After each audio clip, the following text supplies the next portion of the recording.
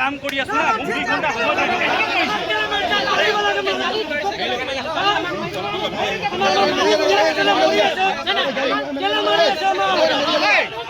কি হল ৰনা আলোচনা কৰো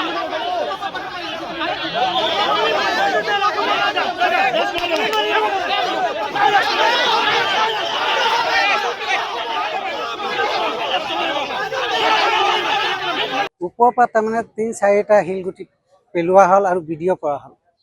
তাৰপিছত আমাৰ ল'ৰাকেইটাও চিঞৰ বাকৰ কৰিলে গোটেই ৰাইজ। এইফালৰ পৰা 2-4টা শিলগুটি দলিয়ালে। দলিয়াৰ পিছত আকৌ শান্ত কৰালোঁ চবক, নেলাগে নেলাগে এইবিলাক কৰিবলৈ, শিলগুটি মই মানা কৰিছোঁ চবক।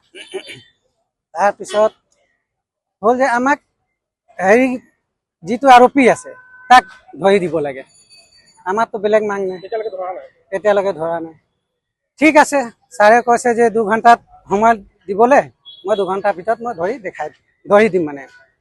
ঠিক আছে, আমি মান্তি হ'লোঁ। কিন্তু আমি ইমান পাব্লিক আছে, দুইফালে আছে, মাজত আহি কামাণ্ডৰ লগত যে লাঠি চাৰ্জ কৰিলে, 3-4 লাঠি মোক লাগিলে, 2 লাঠি মোৰ ল'ৰাটোক লাগিলে, মোৰ ডাঙৰটো ভৰি ভাঙি গ'ল, ফাটিলে মানে, গোটেই তেজ হৈ গ'ল। আপোনালোকৰ ভিডিঅ' ৰেকৰ্ড হ'ব চাগে। ইমানটো তাৰমানে লাঠি চাৰ্জ কৰিবলগীয়া কি, ইমান ডাঙৰটো হেৰি নাই হোৱা, ইছ্যু নাই হোৱা, আমিতো বহুত শান্তি মনেহে আছোঁ। অহাৰ লগে লগে লাঠি চাৰ্জ কৰা মানে কাৰণটো মই এই বস্তুটো বুজি নাই পোৱা। এতিয়া অহাৰ লগে লগেতো লাঠিয়ে চাৰ্জ হৈ গ'ল। এতিয়াতো আমাৰ যিটো পাব্লিক আছে দৌৰা দৌৰি হুলস্থুল হৈ গ'ল।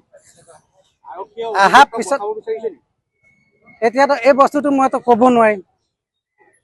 আমিতো যেনেকে মোৰ দাদাক যেনেকে ঘপিয়াইছে দাহেদি 3 জাগা মাৰিছে।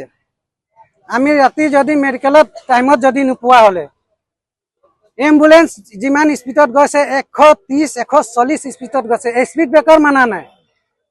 তাকো মই অপেক্ষা হোটেল মালিকক ফোন কৰিলোঁ, তেওঁ সব ৰেডি কৰি মেলি ৰখাৰ লগে লগে এডমিট কৰিলে। কৰাৰ লগে লগে তাৰমানে টেষ্টটো ৰখা, ইয়াত ড্ৰেছিং কৰাৰ পিছতো টেষ্টটো কৰি আছিলে। এতিয়া এইটোৱে বিচাৰিম যে আমাক এই আৰোপীটো লাগে, আৰোপীটোক ধৰিব লাগে, জেলটো দিব লাগে, আমাক ন্যায় লাগে।